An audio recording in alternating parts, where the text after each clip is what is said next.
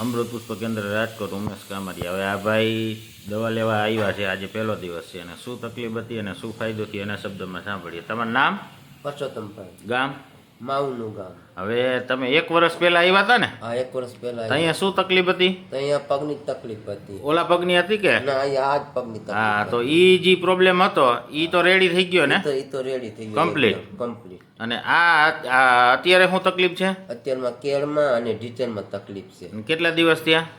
5-6 દિવસ. અને સીધા જ અહીંયા આવ્યા? હા, સીધા જ. અને ઓલું જે 1 વર્ષ પહેલા આવ્યા ઈ તો કઈ પ્રોબ્લેમ છે જ નહીં ને? ઈ પ્રોબ્લેમ કાઈ. આ નવો થયો? હા, નવો. કામ કરતા આંચકો આવી ગયો એવું કઈ કહેતા હતા ને? હા હા હા.